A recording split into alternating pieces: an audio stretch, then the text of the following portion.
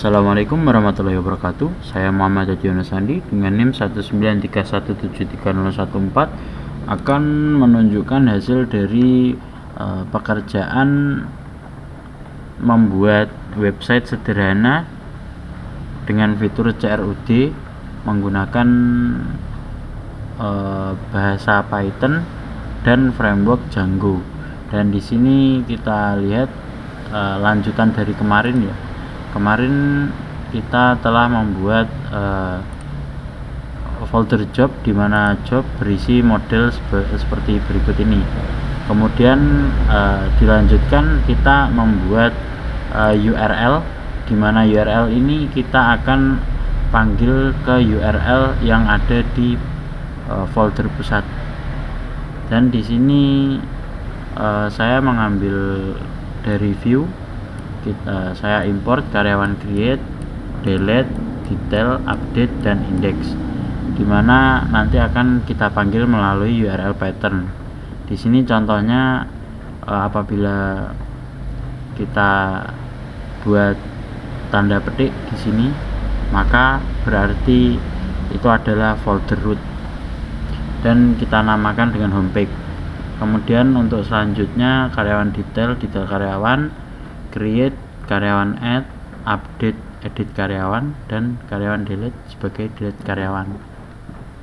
Kemudian untuk view-nya yang dipanggil adalah sebagai berikut. Di sini saya menggunakan from model import karyawan ya. Seharusnya ada 3, namun yang saya jadikan contoh ini karyawan. Kemudian kita akan import dari Django views generic 4 model view, yakni detail view, create view, update view, dan delete view, dimana masing-masing ini nanti akan memiliki perannya masing-masing, yakni detail view untuk detail, dan template name-nya ini adalah template yang telah kita buat kemarin di sini ya. Dan kemudian untuk indeksnya sendiri, di sini indeksnya memanggil objek dari seluruh objek dari model karyawan, dan kita akan transfer ke job index. Dan di sini terdapat beberapa HTML. Pertama adalah indeks sendiri. Indeks berisi sebagai berikut, yakni nama-nama dari karyawannya, dan kemudian ada base, di mana base ini sebagai header ya, sebagai header yang dimana memanggil si indeks melalui blok konten, dan memanggil judul info oleh ini dari views, yakni var. Oke, kemudian selanjutnya kita akan bahas view lagi. Di sini ada detail, job detail, dan create karyawan, add karyawan, edit untuk update, dan delete karyawan delete, dan masing-masing sudah ada HTML-nya. Pertama detail, dimana detail nanti akan menampilkan nama karyawan apabila ditekan akan kembali ke indeks, dan memiliki penjelasan lebih detail untuk jabatan dan alamat dari karyawan. Kemudian juga dapat edit karyawan dan delete karyawan menggunakan masing-masing ID-nya. Ini harusnya minus ya, maaf, karena fungsi delete kan menghapus, mengurangi data. Kemudian apabila ditekan URL homepage, maka kembali ke indeks, dan di indeks ini terdapat URL karyawan add, dimana akan memanggil si karyawan add. Karyawan add ini dibentuk form dengan metode post, dimana di dalamnya nanti akan berisi form seperti di site admin kemarin, dan dimana kita membuat input type submit dengan value simpan. Apabila simpan ini sudah berhasil, maka akan kembali ke indeks, lalu akan muncul data baru yang telah diinputkan. Kemudian kita akan coba detail. Apabila edit karyawan ditekan, maka akan lanjut ke bagian karyawan edit, dimana value nya update sama seperti add. Namun ini ada beberapa batasan, dimana beberapa batasannya itu terdapat di fill-nya.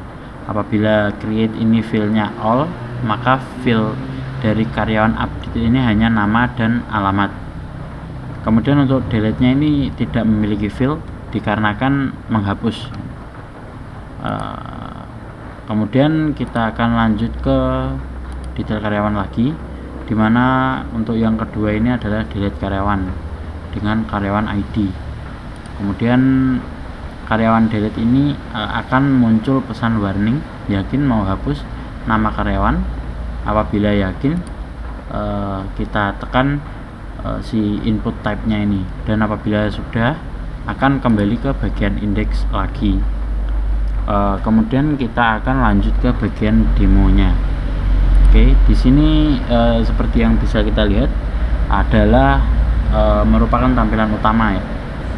Sebenarnya ini masih awal sekali ya, pertama masuk. Jadi saat localhost-nya diakses akan langsung masuk ke laman ini, dimana yang tadi kita bahas di awal, dimana path-nya itu menggunakan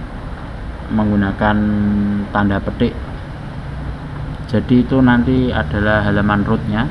Kemudian terdapat tambah karyawan. Di sini saya akan coba dengan nama saya sendiri, dimana jabatannya manajer dan alamatnya Desa Pak Aceh Kulon. Oke, kemudian kita simpan dan muncul di sini di bawahnya. Apabila kita tambah lagi, kita akan coba Sasan dengan karyawan, kemudian Desa Cerme alamatnya kita simpan, maka akan muncul sebagai berikut. Kemudian apabila kita tekan lagi, kita dapat mengedit karyawan.